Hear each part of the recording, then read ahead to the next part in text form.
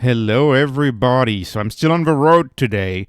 This video is going to be mostly about HIMS, but I'm briefly going to talk about Ross Ulbricht and Trump freeing this person that's very important to Bitcoiners at the end of the video.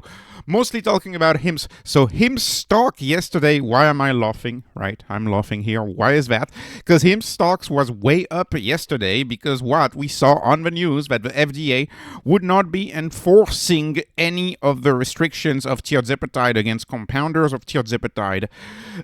They would not be enforcing this as long as the lawsuit between the OFA and the FDA was going on, and we know these lawsuits can last a very long time, and so sellers of Tirzepatide can continue to sell Tirzepatide, and HIMS shot up. Is that relevant to HIMS? Well, you know what I'm going to say if you follow the channel.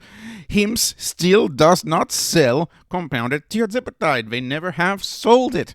They sell Semaglutide. Semaglutide is not the same as Tirzepatide, and I don't think the market will ever get it. Furthermore, the weight loss business for HIMS is only about 10% of the revenue. So, maybe next quarter it will be 15% because it's going fast, but it's still a minor part of the revenue. And sure, they had mentioned Tirzepatide early last year in a conference call, but they haven't mentioned it again.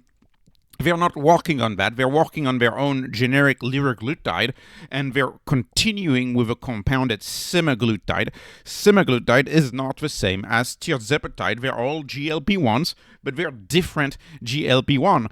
And as far as I'm concerned, semaglutide, I checked this morning, you go on the FDA website and you type semaglutide and you'll see it says currently in shortage. It is still in shortage.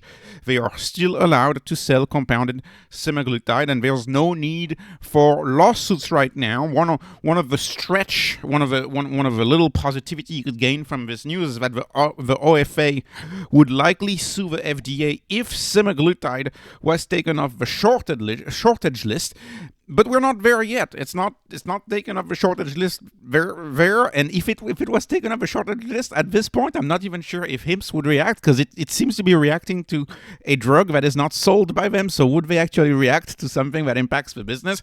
I just don't know anymore. I know that this volatility keeps the stock alive. Volatility is vitality. HIMS is a little bit of a mini micro strategy when it comes to the volatility, and a lot of people write options on this stock, and it's understandable when you consider how it reacts to all of this news with huge spikes to the upside and to the downside. I want to point out too that the compounding of the weight loss drugs, or at least the business of HIMS, seems to be supporting the Trump administration. This is interesting in two ways. So we knew that they had donated $1 million. HIMS donated $1 million to the Trump inauguration, which is interesting because the big tech stocks like Meta and Amazon also donated $1 million. So for a small company like HIMS to donate $1 million to the President-elect Donald Trump inaugural committee is actually a pretty big deal. And we saw this picture of Andrew Dudum talking about his own CEO and thanking her for attending a ceremony in D.C. and meeting with Robert F. Kennedy, who is going to have a role in the new administration when it comes to health issues. And so you can see that the CEO of HIMS is very involved with the Trump administration, and HIMS donated the money, and Dudum endorsed this too with a tweet. So I think Dudum is actually probably pretty supportive of the new administration. And some of the news, for example, about the peace in the Middle East and what Trump had claimed to have made a deal, I think can only play well in Dudum's playbook. If you remember that whole story back then, that can only play well. So there is clearly support of HIMS with the new administration. They're trying to get along, and that $1 million donation is going to help. And so who knows what impact it's going to have on the FDA? But this is all good news coming out of the FDA. They want to expand inexpensive access to drugs, and so that plays in their playbook. The last thing that I wanted to say today, really briefly, and this is the biggest news for Bitcoin that we've had in years, as far as the OG Bitcoiners are concerned, as far as the original hardcore Bitcoin maxis, people who are really, really into Bitcoin.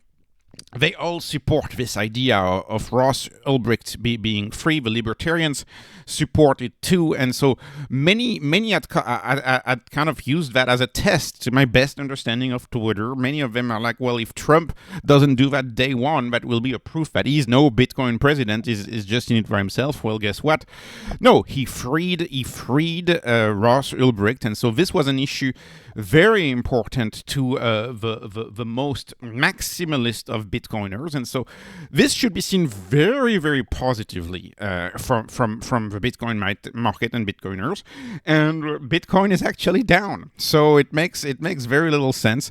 I think I think Trump is gonna get a lot of praise from original Bitcoiners for staying true to his word and actually doing it. And this is early days Bitcoin story, so I haven't really followed that, but I know that this should be a very positive catalyst, and this should drive a narrative that there is a Bitcoin president now, leading to new increases in the price of Bitcoin. So hopefully this will lead to good news over the long term, but it seems like a lot of retail buyers don't really have an impact on the price anymore. Now it's all about big capital flows, which is why maybe the price has reacted the way that it did. Anyways, this was not investment advice, not financial advice. This is just entertainment. Hoping you were entertained. Please like, please subscribe. Thank you so much for watching, and have a wonderful, wonderful day.